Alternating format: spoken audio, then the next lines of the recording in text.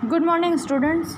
हम लोगों ने पिछले क्लास में कुछ दोहों का अर्थ समझ लिया था, कुछ दोहे बाकी थे जिसका अर्थ हम लोग इस क्लास में समझेंगे। तो पहला दोहा है, कन कन जोड़े मन जुड़े खाते निर्भय सोए, बूंद बूंद सो घट भरे टपकत रीतो होए।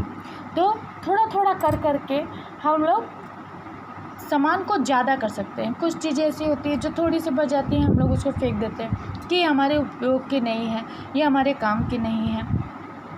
जिस तरह से बूंद बूंद कर के घड़ा भर जाता है, घड़ा अगर हम लोग रख दें और उसके ऊपर पानी बूंद बूंद करके टपकता रहे तो क्या होता है, घड़ा धीरे धीरे भर जाता है ना। भले ही उसको थोड़ा समय लगता है लेकिन भरता है। लेकिन अगर वो उस घड़े में थोड़ा छेद रहे तो बूंद बूंद भरा घड़ा भी बूंद बूंद करके एक एक बूंद करके पानी टपक के निकल भी जाएगा और घड़ा खाली भी हो सकता है।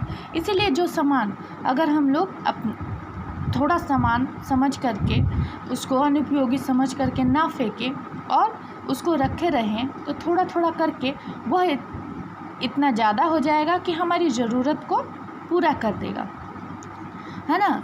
थोड़ा थोड़ा करके ही तो सामान ज़्यादा होता है। तो हमें किसी भी सामान को जो हमारे उपयोग में आ सकती है उसे फेंकना नहीं चाहिए, रखना चाहिए, ताकि कभी न कभी वो हमारे काम आ सके। जाको राखे साइया मार सके न कोई, बाल न बाका कर सके जो जगबेरी होए।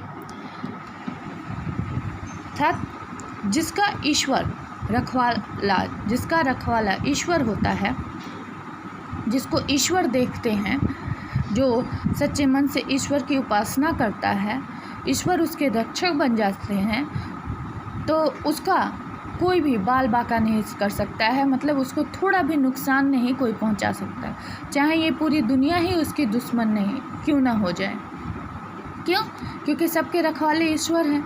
तो अगर ईश्वर ही उसका रखवाला बन जाए तो संसार में रहने वाले इंसान उसका क्या बिगाड़ सकते हैं।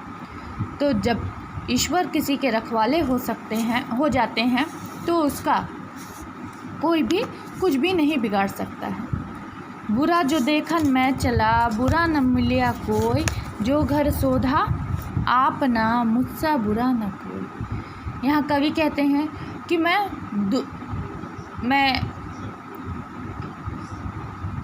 बेवकूफ़ इंसान, मुझ में बुद्धि नहीं, मैं दूसरों के अंदर बुराई ढूंढता रहा कि उसके अंदर बुराई ढूंढूं, उसके अंदर बुराई ढूंढूं, दूसरों की बुराइयों को बताता रहा, लेकिन मुझे कोई बुरा नहीं मिला।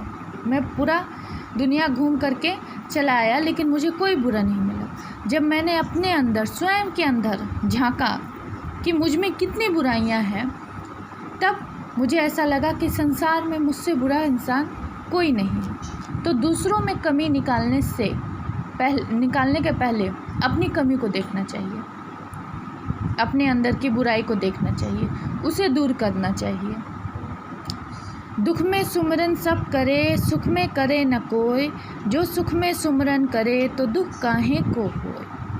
यहाँ कवि कह रहे हैं कि जब हमारे ऊपर दुख आती है, विपदा आती है, तो हम लोग ईश्वर को याद करने लगते हैं। लेकिन जब हम लोग खुश रहते हैं, सुखी रहते हैं, तब हम लोग ईश्वर को याद नहीं करते हैं।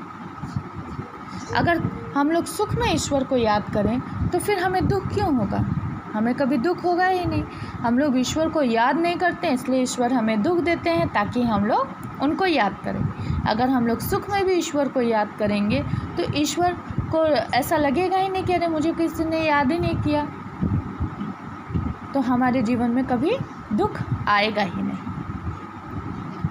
जैसे कि आप लोग याद करते हो ना, जब आपका मार्कशीट आप लोगों को मिलता है, जब रिज़ल्ट निकलने वाला रहता है, परीक्षा फल मिलने वाला रहता है, तो आप लोग ईश्वर को याद करते हो कि हे भगवान, इस बार हमें अच्छे नंबरों से पास करा दें और अगली बार से हम लोग शुरू से पढ़ेंगे। लेकिन फिर अपने बात से मुकर जाते हो।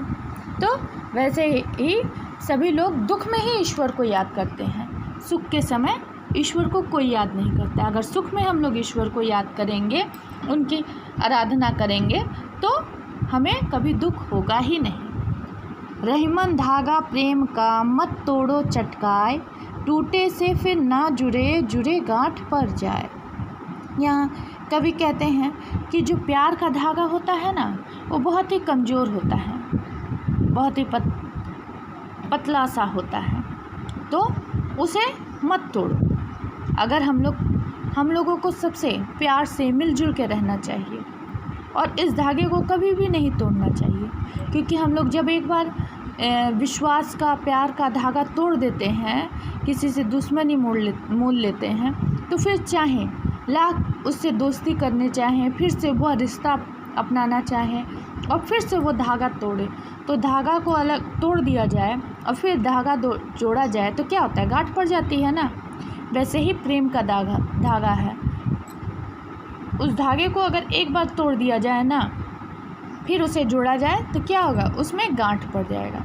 इसका मतलब वो जो प्यार था, वो जो विश्वास था, वो पहले की तरह कभी भी नहीं हो पाएगा। इसीलिए जो प्यार का, विश्वास का धागा होता है, उसे हमेशा बना के रखना चाहिए, हमेशा सबसे प्यार से, अच्छे से मिलजुल कर रहना चाहिए, उसे कभी टूटने देना नहीं चाहिए, यही कोशिश करनी चाहिए। ये शब्दार्थ है, इस दोहे का सारा शब्दार्थ आप लोग याद कर लीजिएगा, याद करके तब इसे कॉपी में लिखिएगा। आज के लिए बस इतना ही।